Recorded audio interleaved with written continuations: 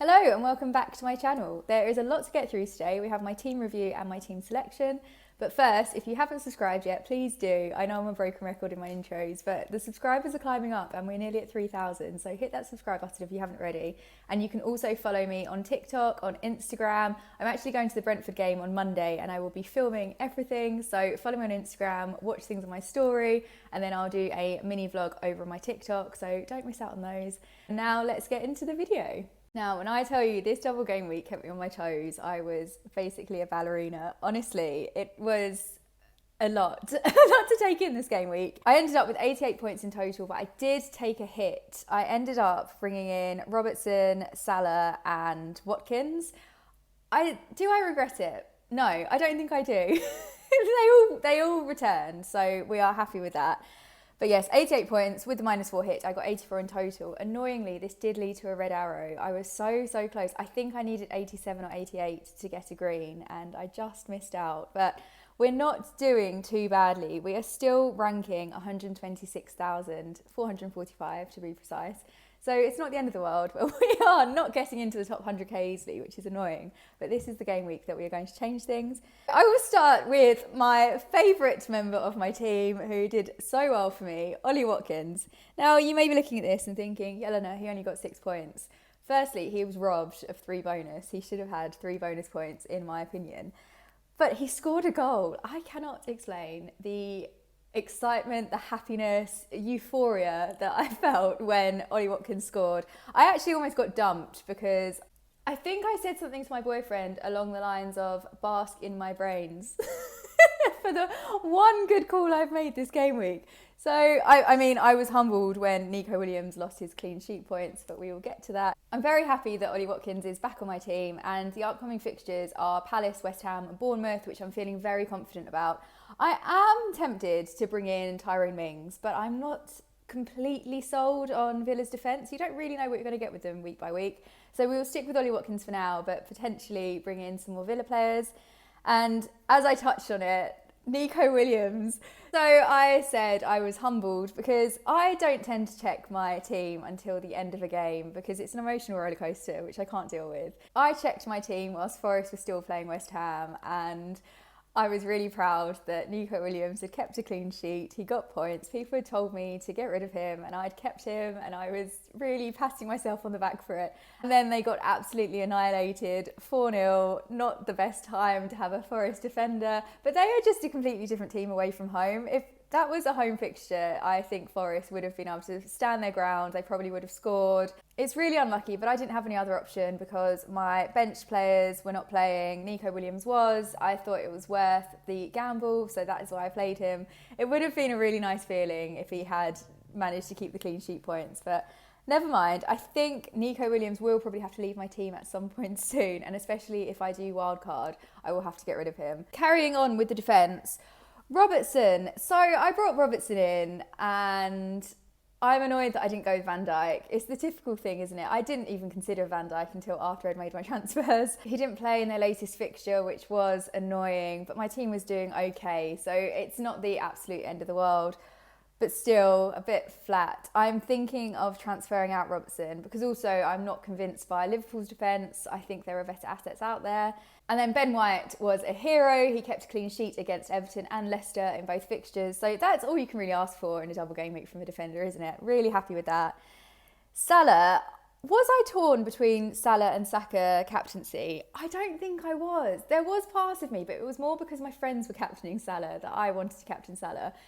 But it seemed like a no-brainer for me. I preferred Arsenal's fixtures and I'm just not sold on Liverpool. It's never been a team that I really wanted to back, but they've also not impressed me so far this season. She says bringing in 2 Liverpool assets, but one I'm already planning to get rid of and Salah probably isn't long-term. He just comes in and out of my team as and when. He was disappointing to watch against Wolves, obviously scored the goal against Palace, so did pick up some points there. Really, there wasn't a huge amount in it between Salah and Saka in the end. We should have all gone Martinelli, which is always the way in FPL. One person in one of my mini leagues did actually captain Martinelli, and I think he's a genius for doing so, which pains me to say, but what a great shout. Odegaard I was impressed with, even more impressed when he scored one of the many goals against Everton. 4-0 that game was, absolutely wild. But Odegaard I'm so glad I brought him on my team. I did used to have Martinelli, and obviously I am a little bit gutted I didn't have him for this game week. But I think Odegaard will have his time to shine. Martinelli is an amazing player, great to watch. But I don't know, there are so many decent picks from Arsenal that I don't think you can really go massively wrong. So whilst Martinelli has had his moment, I'm hoping Odegaard will have one too. This is how I justify my choices to myself. Andreas, is there much point going into it? I think I'm going to transfer out Andreas and replace him with a Brighton midfielder either this week or next week. I haven't decided when. But I am seeing, I've already touched on this, but I'm seeing Brentford play Fulham on Monday and I'm very excited. I'm hoping to meet Andreas just to thank him for all he's done for my team. No, I won't do that. That's embarrassing. So Andreas' days are numbered. And then Saka, 15 points, made him my captain. Very pleased. Saka is phenomenal. What a player. He is staying in my team till the end of the season. There, I've said it. Haaland, another disappointing week. But Haaland, this was one of the weeks that I didn't want Haaland to hold because I hadn't captained him. It would have been very painful if he'd have outscored a double game week player. He got 10 points, which is very, very good going. Maybe he is back, I don't know. I don't know if I am going to be captaining Haaland anytime soon. I've kind of lost a little bit of trust in him. He's not as reliable as he was before. And then the rest of my team, they didn't play. I had Ward in goal, 2 points. Kepa, 1 point. The less we talk about Chelsea, the better. So let's move into my team selection for the next week. We are on Fantasy Football Hub and let's just enjoy the fact that for the first time in so long, my team has a game week rating of over 90%. I'm currently on 94%. So let's hope that this is very accurate and a sign of good things to come for the team.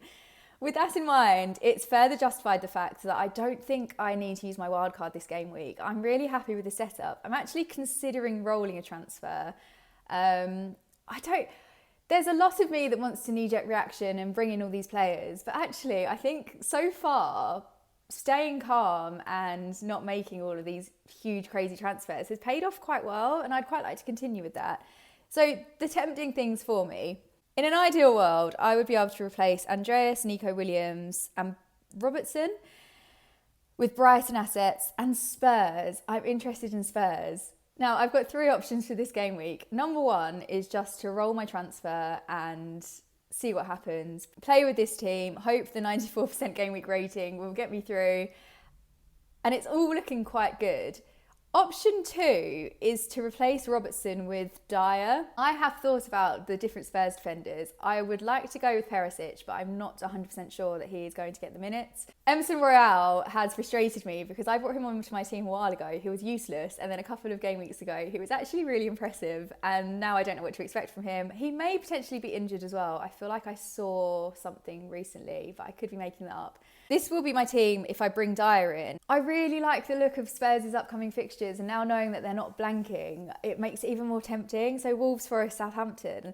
You can't tell me Spurs aren't going to keep a clean sheet for those 3. It's all coming into place. So I am tempted to bring in Dyer.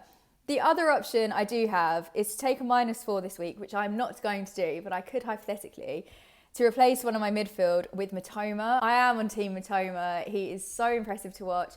I would be tempted for the double game week to have 2 Brighton assets. Now, that will probably come in the form of Matoma in March. It will also require taking a -4. So I think in order to not rush into anything, because this is how we are playing the game, I will either roll my transfer this week or use my transfer and bring in Dyer. But the sensible thing to do would probably be to roll my transfer and then maybe bring in my 2 Brighton assets next week. But then who do I take out of my midfield? Because I really like my midfield. You see my issues? I may consider taking out Salah and taking out Andreas, although I would like Salah for the Bournemouth fixture. But the rest of them, Odegaard, Saka and Rashford, I don't want them to move a muscle. I do not want them to leave my team. They are so, so good. Definitely Andreas will have to go, and then we will sit on Salah. But I want to double up on Brighton. So that's where we are. This is very vague. This isn't the thorough wildcard outline that other people are giving. You wait till my wildcard team. It's going to be absolutely thrilling. That's the team selection. I know so many people are using their wildcards, and good for them. I will be joining them in the foreseeable future, just not this game week because I don't know who I would bring in. I need a little bit more time, and next week could potentially be the time that I use my wildcard, or it might be later, I don't know. As always, don't forget to subscribe to my channel if you haven't already, and I will see you in the next video.